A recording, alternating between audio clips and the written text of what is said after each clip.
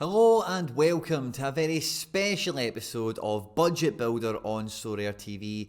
This week's episode, we're actually revisiting the rare scarcity altogether. It's been 4 weeks since we launched this series and we're returning to the rares. Now, last time we did this, we were able to build a rare team for around an ETH.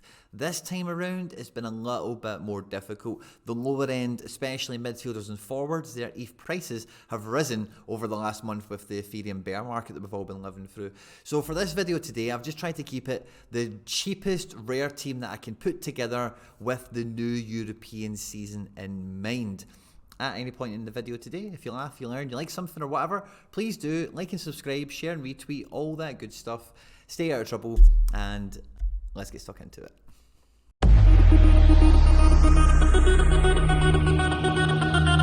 Now, come August, when the common goalkeeper removal kicks in, like we said last time when we were building the rare team, the rare goalkeeper that is a definite starter and is definitely going to give you some utility is never ever cheap to come by. The ETH prices have risen, as I was mentioning earlier on, with some of the outfielders, and with goalkeepers even more so. I'm even more hesitant to give any kind of speculative, oh, this guy might come good, or this guy might win the job, or whatever. And to be quite honest, as you scroll through all the European goalkeepers in Challenger and Champion Europe, there's not much certainty below 0.6, 0.7 Ethereum at point of recording. And if you're trying to build a cheap team, you're trying to build your first team, then that's a huge outlay for something that could be a wee bit tentative, you know, like Mvogo here, for example, was cheaper than that. He would be fantastic. We just don't know where he's going to be playing next year. And there's a bunch of other keepers that are either more expensive, or if they are around that price range, it's because they have a question mark against them. For me, I think the best value for money goalkeeper that I can find across here is Emiliano Viviano here. He was the #1 goalkeeper last season at Karagümrük, and they have recently just appointed Andrea Pirlo as their new manager. Now, yes, he's 36, but that's not old, especially for Italian goalkeepers. And we're talking about Andrea Pirlo. This guy played till like he was 37, 38, at the prime of his career, some would argue, in his early mid-30s. So I don't see this guy getting shown the door anytime soon.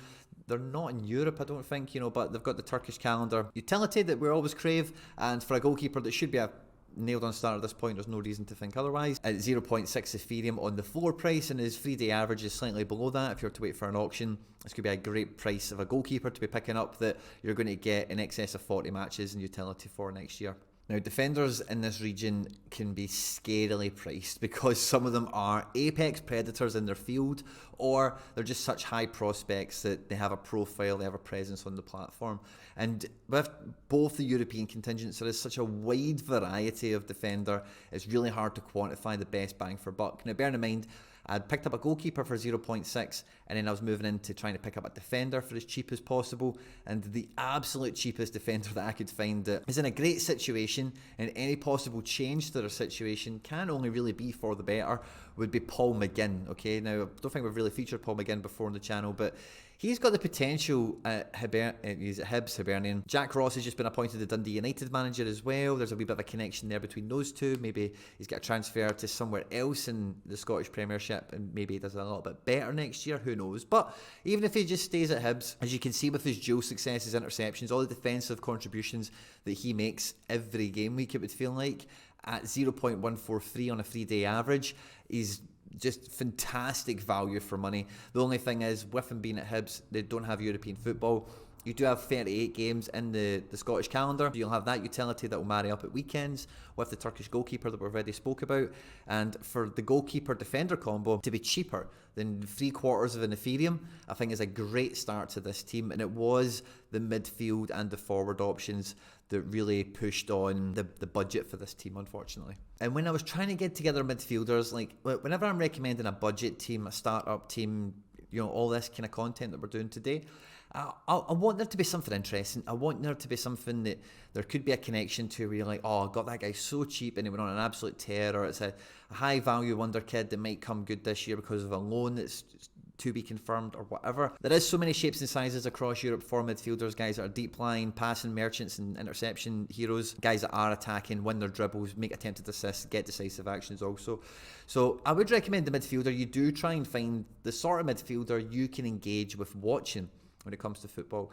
And when you go across like Challenger Europe, there's some really good prospects there, but especially the way the transfer window has been developing, like I mentioned earlier with the goalkeeper in these types of videos, I'm always trying to minimise any potential risk with keeping some potential healthy upside on the table for any of the selections we make in the video. And for me, I think Sally Oscan, if that's how you say his name, is a prime candidate for a guy that at the moment he's trading for around a quarter of an Ethereum, 0.246, 0.25.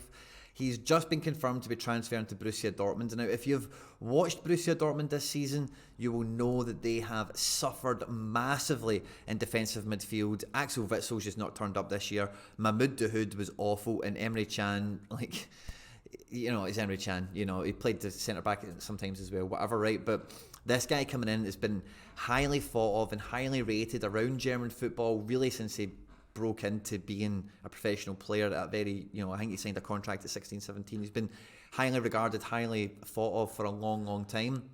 He's not U23 anymore, so he will be losing a little bit of that premium. But coming into a Borussia Dortmund midfield, and I would expect him to play next to Bellingham and Brandt, or next to Bellingham and, you know, depending on how they're going to shape up next year, maybe with Royce, or depending on how they're going to actually run the offensive stuff, and maybe some other guys are still to come and go into the team. But it does feel like Adeyemi will be attacking wide. They'll have guys like Malin, Mukuoko, Sepp Haller's just came in the forward areas along with Marco Royce. And then, yeah, I can see like a midfield three of Julian Brandt, Sally Oscan and Jude Bellingham. And to have the guy who is going to be getting, you know, when you look at this guy's strengths and weaknesses, he gets interceptions, he does get fouled, which wins points as well, right? But he is also keen on fouling other people and can get booked. But at 0.25, he will be playing European football. I expect him to be a starter for Borussia Dortmund. And if he can be that guy, the guy that gets the double-doubles and all that kind of good stuff as well, is the odd cheeky assist and a bunch of attempted assists in a dominant match or whatever, this guy has a lot of upside, and it's a Borussia Dortmund player who you can fall in love with, potentially. The second midfielder is one that's close to my heart. Now, Brais Mendes is a super rare I picked up last season. I no longer own him, and he was a fantastic card to own, a great player to watch, and I do think he's a much better player than lower mid-table Celta Vigo La Liga. He's got a bunch of Spain caps. Celta Vigo are prepared to sell him and a bunch of other players, and they have, as of this moment in time, not received any offers. Brais Mendes is quoted as saying he would be open to moving to other leagues. Okay, so he's available for around 15 million euros or something.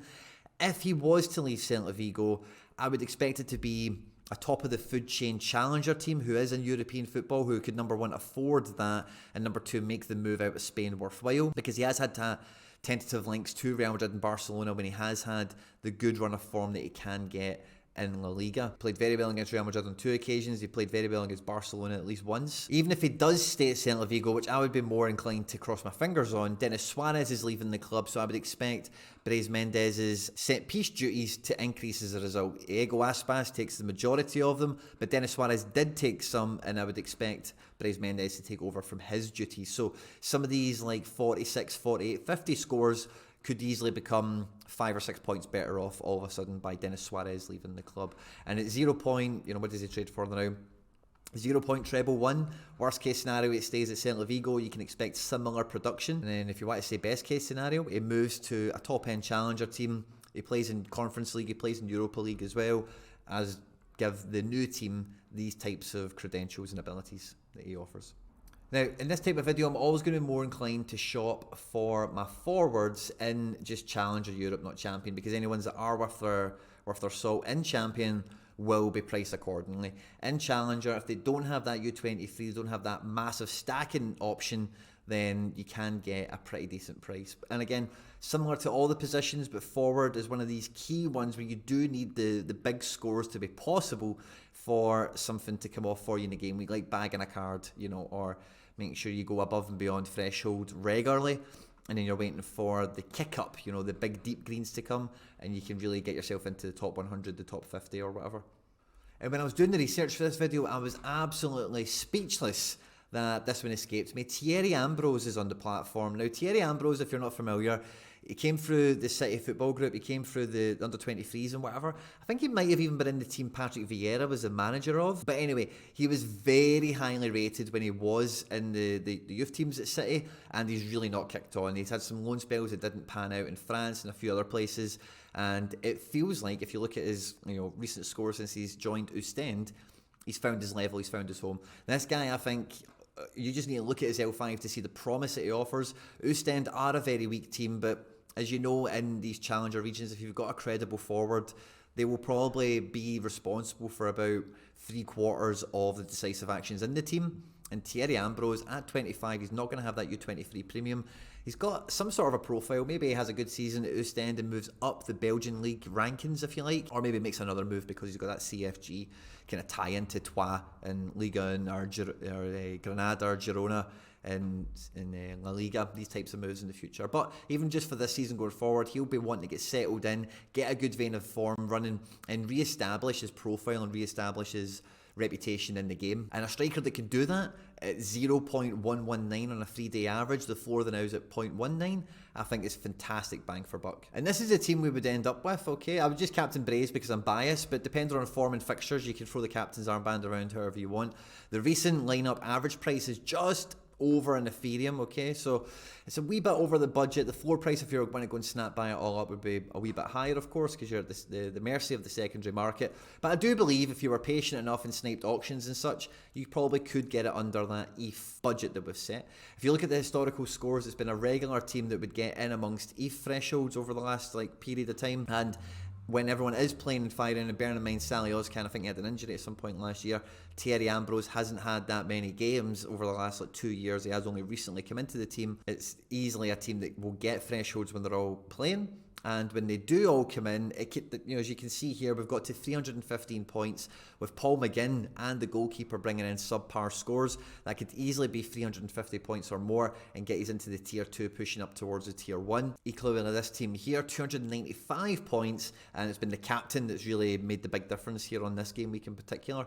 But for an ETH, it's a really interesting team, it's a really exciting team. Maybe Braze moves to, Sporting Lisbon or Benfica or something like that.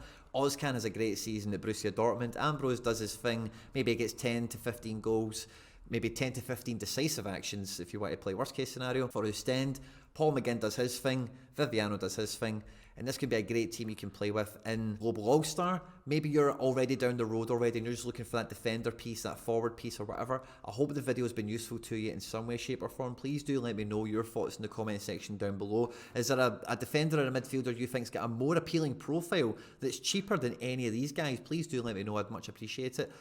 Don't forget to like, subscribe and share and retweet and all that good stuff. Stay out of trouble and I'll catch you on the next one. Take care. Bye bye.